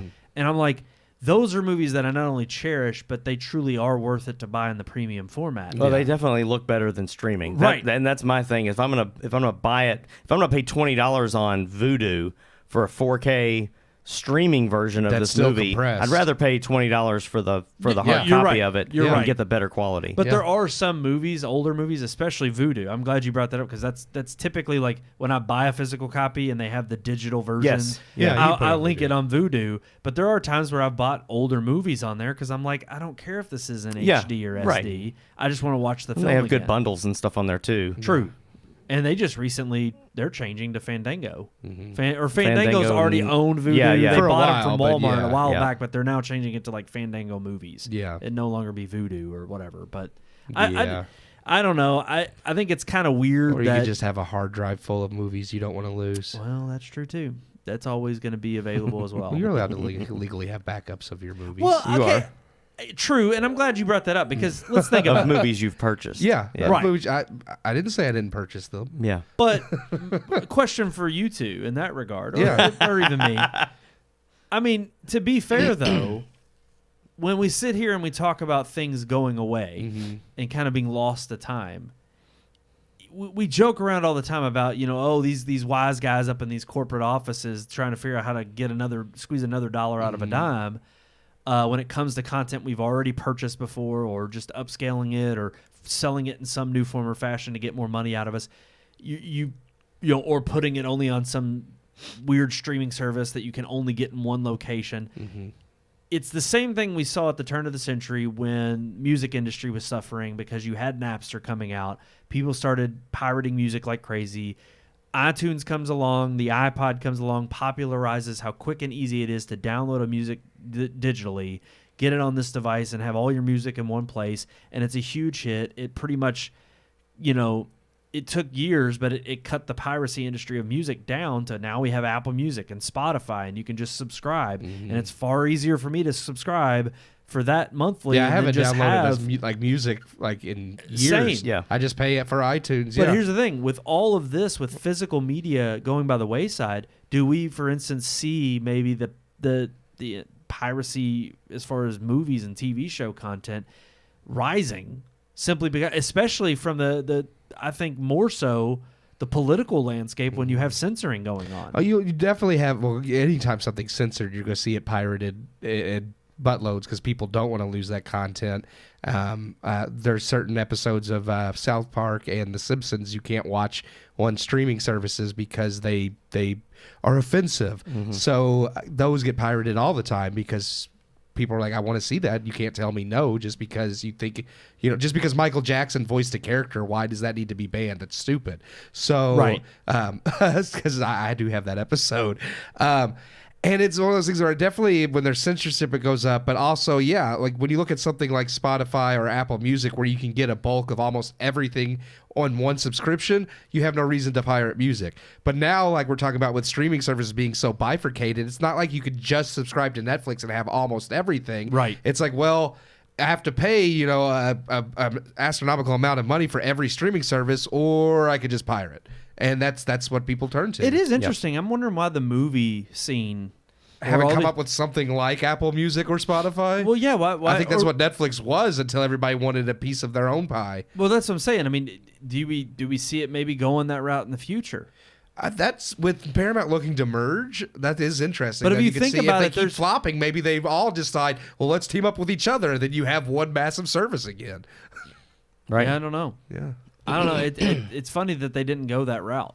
They People were started greedy. out because even with Netflix, when it first started out streaming, it was a luxury because you could still rent the DVDs. It was just rent by mail. Yeah. And it was the idea of no late fees and an endless queue and all this stuff. When you send it back, you get another one. Right. But yet when they went to the streaming, it was kind of this like, okay, but there's not a lot on here.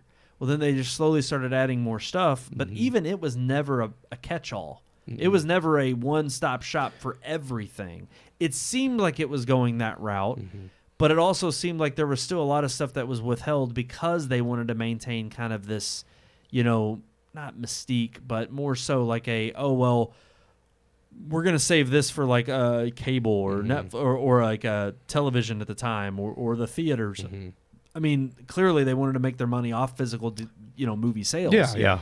But I don't know. I'm just like it's kind of interesting that the movie industry and TV industry like never went that route.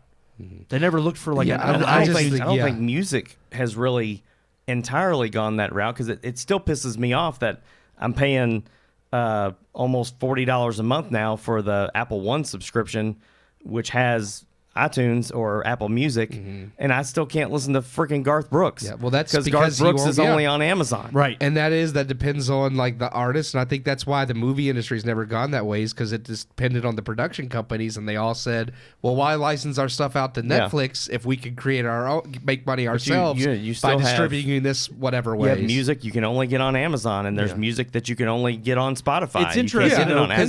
there is. But it also is funny that there's far fewer independent artists who own their library, like Garth Brooks, or even someone who's big enough. I mean, this was the whole Swiftie battle, or even someone like I'm forgetting a big rapper who could also they were gonna I think it was Jay-Z, the Jay-Z they did Tidal, and he was gonna pull all of his stuff from Apple Music and just put it on Tidal. Kanye was the same way, and then they, of course, nobody was subscribing, that, so they had to find ways to make money, and they put it on that platform. Whereas opposite, I think we're slowly but surely. I mean, that's kind of what we were talking about in terms of the acquisition and the merging of all these other distribution streaming services, as they're trying to find a way of how can it be lucrative for us, but also we got to fight someone like a Netflix because we don't want to. It's not. We don't want it to be an Apple Music. We don't want to have to be like or the App Store where it's like we got to pay you a 30% cut. Where we may be making a majority, but we're also shoveling out a lot of money at the out the door just to put it on your platform. But it seems like they're willing to do that in some ways because even their own streaming services don't have all of their content. They're doing backroom backdoor deals, like where they're handing out certain things to different distribution services or streaming services. It's like, I don't know. It's a weird industry. I think you're right. It's like, I don't know how much control, you as an independent artist versus, like you said, a production company. But ultimately, Disney buying a stake in Epic Games, my goodness. I mean, I think they're a little late to get in the gaming industry.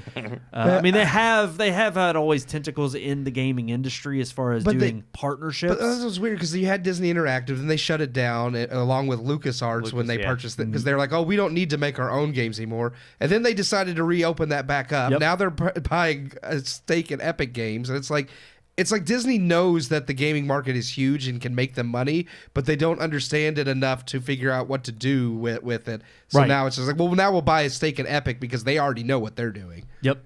Yeah. It's for the uneducated. Epic is Fortnite. Yeah, that's it. Yeah. I mean, that's really. I mean, there's other games, but that's the main game. But I also found it funny Fortnite. that it's like. They back in 2020 they already had like Marvel's characters appear and Fortnite and Epic Games. Have everybody been has partnered with Fortnite. I mean, that's where the Lego stuff has come in at. And it's like, it gives you a boost for your brand, but it's kind of seen as like it's the Minecraft of to me it's like Roblox now. It's like all these different ventures that you can have that are in the same gaming world, but are so far removed from what originally Fortnite was. Yeah. But yeah, I don't know. It's again jumping on the bandwagon of how else can we get some more money out of this. So we'll see. We'll see what happens. All right, let's move on to our final segment of the night. Let's get into our story time. It's story time, where the podcast members tell their stories. And real quick, Brian texted and said that he saw on the news that Vizio or Walmart was looking to possibly buy out Vizio. He did comment that they were looking that way they have their own TV brand. They used to, I thought, because Best Buy had Insignia for Walmart already has On with the OON, right? Yeah, and then or ONN maybe. Is and Dynex just cables? Dynex was also Best Buy. Yeah. Mm-hmm. But then I thought Insignia might have been no, that was Best Buy. Insignia was Best Buy, and so was Dynex. Actually, I used to have an Insignia TV, and I loved it. It was a good TV for a cheap TV. Yeah. Well, Vizio has kind of upped its game in terms of like they've got your just like any TV brand. They got a low tier and they got an upper. That would be my biggest worry is that Vizio has done well for themselves in becoming more quality. That I'd be terrified Walmart would buy them. What's in the quality. Walmart going to do? Yeah, it's like you're just going to like make them go back like 20 years. There's issues with my TV, but it's still it's a good TV for what I paid for it. Yeah, right. And that's one thing Vizio has always given me is Samsung quality at a different price, and. It may not last as many years as a Samsung, but I mean, it's still good quality. Yeah. I mean, I've had mine for several years. It's still going. Yeah. But okay, our Storytime segment happens to else. revolve around the Oscars. Movies. I put the last movies. That's right, movies. Yeah. I put the last decade on here, but to be honest with you, you covered it a little bit more extensively, which is good. It's only slightly over. I mean, because 10 years would have been 2013. It's like I'll go back to 2010 because I feel like that gives you the start of that decade, and then you do see a nice kind of turn. You can from 2010 to about 2015, and then on. It's like you could see that from 10 to 15, them sprinkling in some kind of agenda-driven movies, and then from 15 on, it's like everything's going to be like, because we could start from 2010. The winner that year was The King's Speech, which I did really enjoy. Great movie. And then you're looking at the other nominees: Black Swan, The Fighter, Inception, The Kids Are All Right, 127 Hours, The Social Network, Toy Story 3, True Grit, and Winter's Bone. That's a lot of movies. And so many good ones. And but I mean, like. Other than okay, The Kids Are All Right. Like almost every single one of those every other movie is good. It's pretty good. Yeah. So and I'm like, that's a packed year. Looking at some of those, The King's Speech is one that I'm kind of like, there's other ones there that I would have chosen. Absolutely. Yeah. Like I like The King's Speech. I love The King's Speech. I know that year you wanted The Social Network, but I was all about The King's Speech winning, and it did. But Inception's amazing. The Fighter, Inception, and 127. 127 Hours Winter's Bone is good. Yeah. So that was Jennifer Lawrence's debut, her breakout So you movie. look at 2010, and like that's a packed year. And then you get 11, which was The Artist, which I know me and you It's a both good movie. liked. Yeah. Then The Descendants, Extremely Loud and Incredibly Close, The Help, Hugo, Midnight in Paris, Moneyball, The Tree of Life, War Horse. Yeah, see, I would argue Moneyball was better. I was going to Moneyball, say, yeah. looking back, Moneyball is one that I would probably pick as the top winner that I most revisit out of all those. Yep. I loved Midnight in Paris.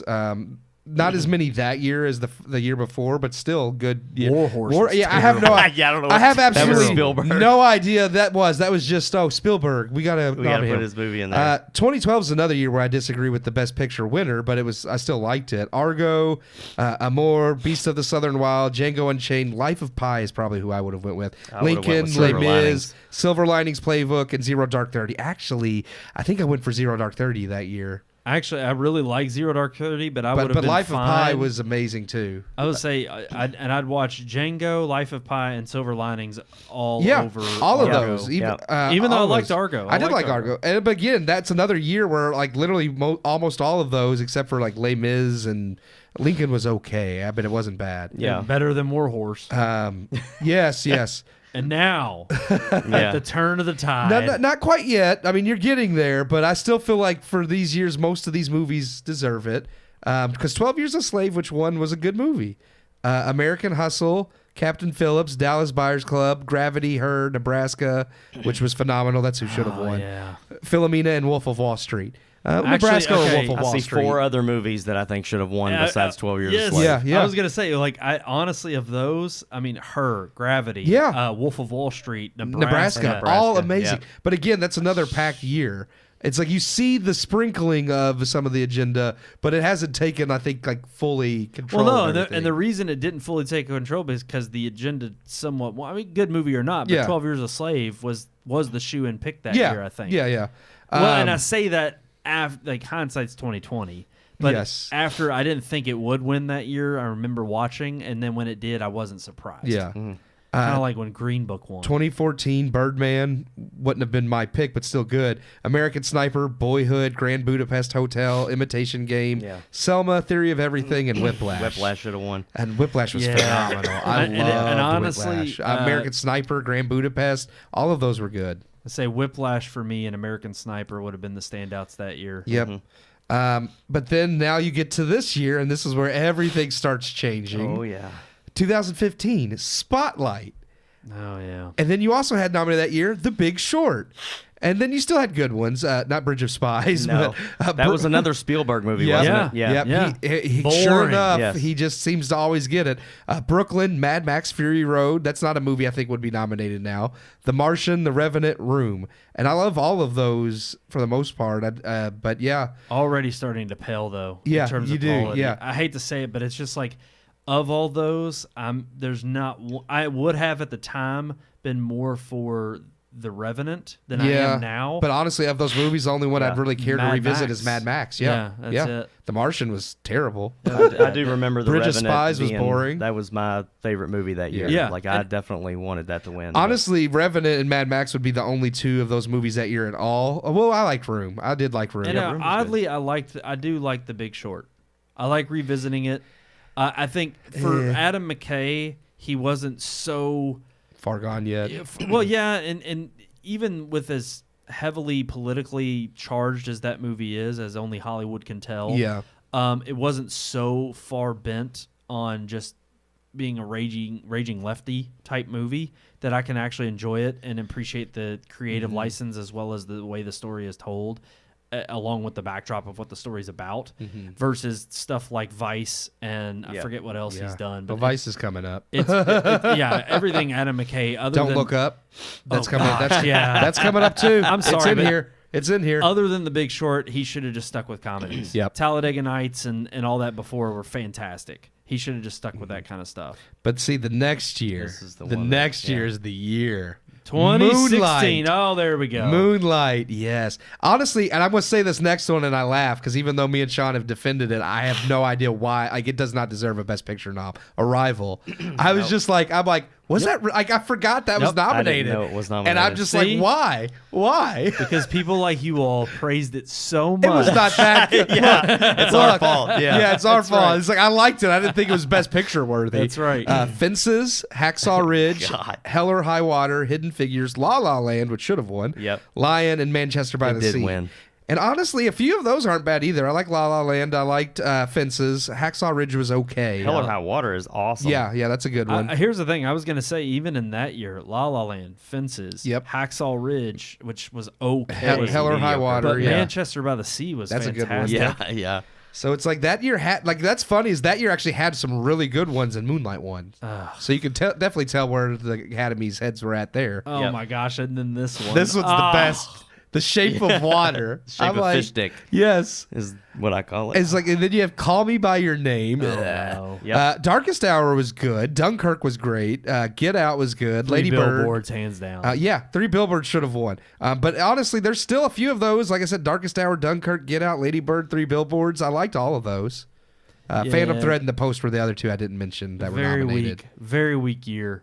Awful year. I mean, really, of all those, the only one I'd probably revisit. I mean, this is the sad thing about Nolan. I feel like is I'm not, other than his Batman trilogy and like Inception and Interstellar, I've not wanted to revisit any of his I've watched recent Dunkirk films. a couple times. I really like it. And I just have had Yeah. no desire to go back to it. I'm Yep. still gonna force myself to I watched try Interstellar to watch last night. Oppenheimer. I love Interstellar. Interstellar is it was one that I didn't like. I started watching it last love night. I that had to go to movie. bed, but See, I started watching I it. ended up not liking that as much when I first saw it in the theater, and it's probably the one that I've most revisited and enjoyed the most. Yeah, I It love gets that me. movie. Every But time. yeah. But that year I don't think is as weak as some of the upcoming years. Like there were still movies that year that I liked. It's still but, pretty weak though. But then you get to 2018, Green Book was Which the I winner. picked. I remember picking the winner. That I year. picked it. Well, I mean, when you look at the competition, actually, there is one I think deserves it more. But when you look at the competition, it's another weak year. Black Panther, why we don't know. Black Klansman, why we do know. Bohemian Rhapsody, which was okay.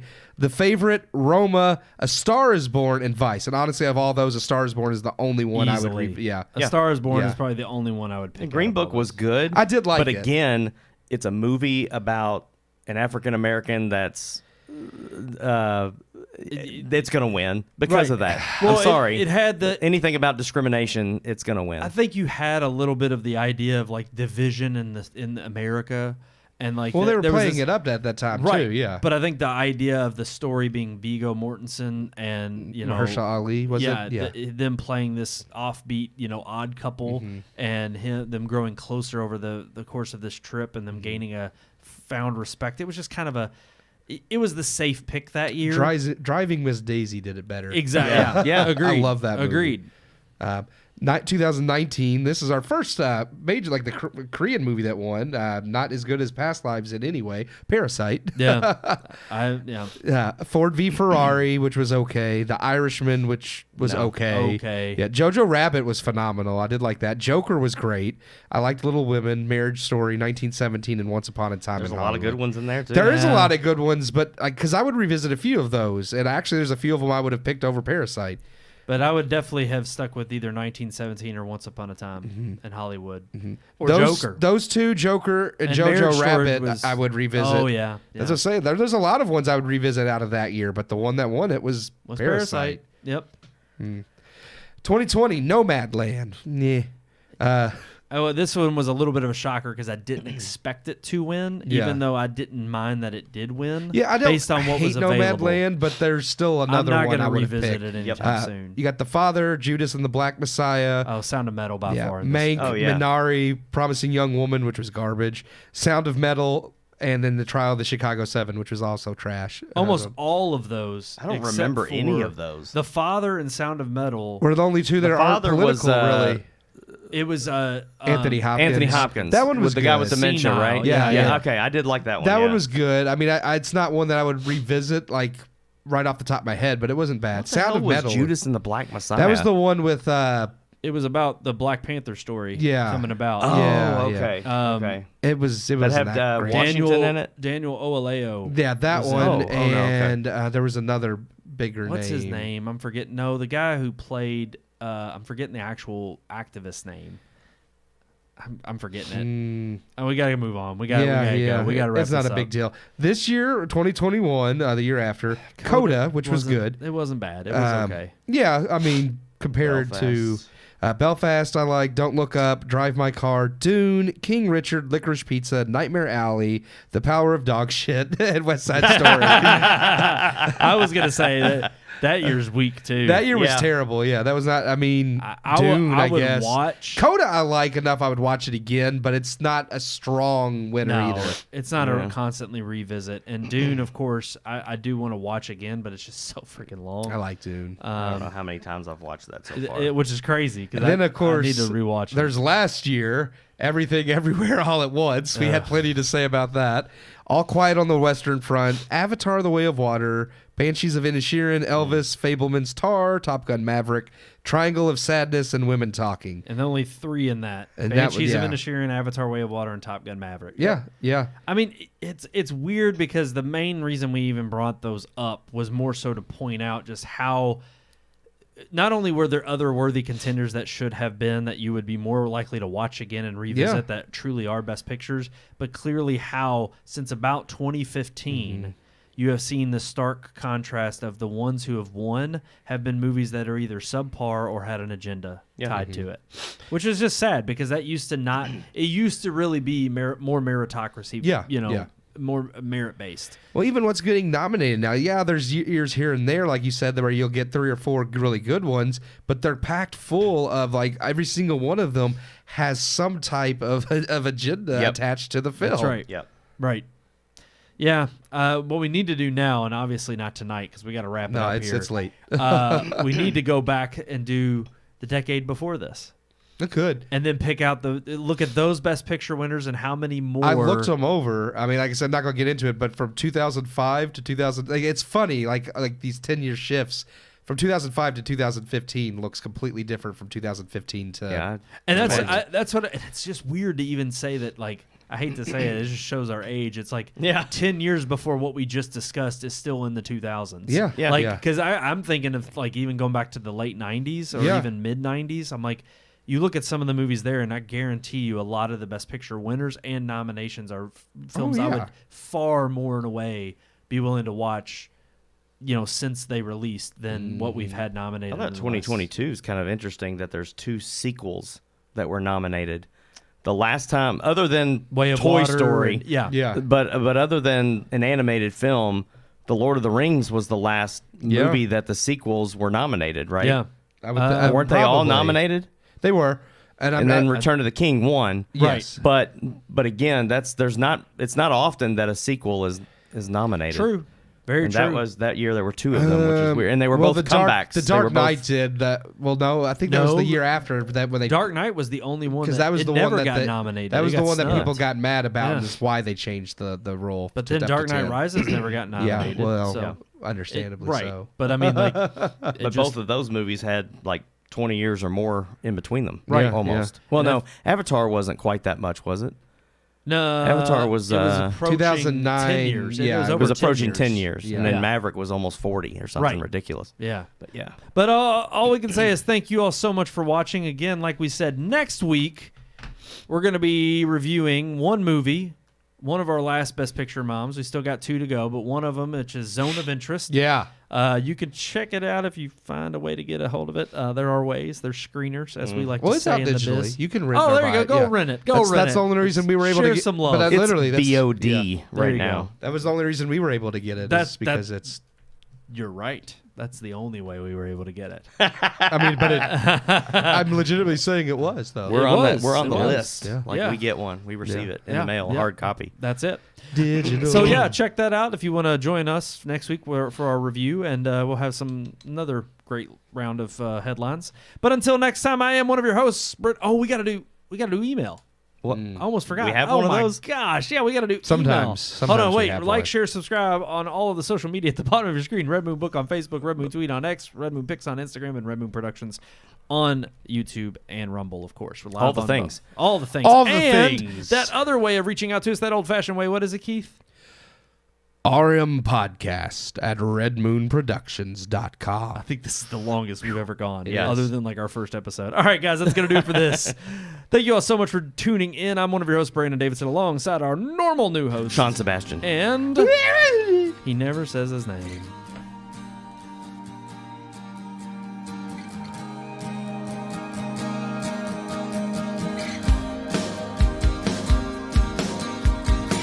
We hope you enjoyed this week's episode. For more reviews, previous podcast shows, and everything Red Moon, visit our website, redmoonproductions.com. You can also like us on Facebook or follow us on Twitter by searching for Red Moon Productions, LLC.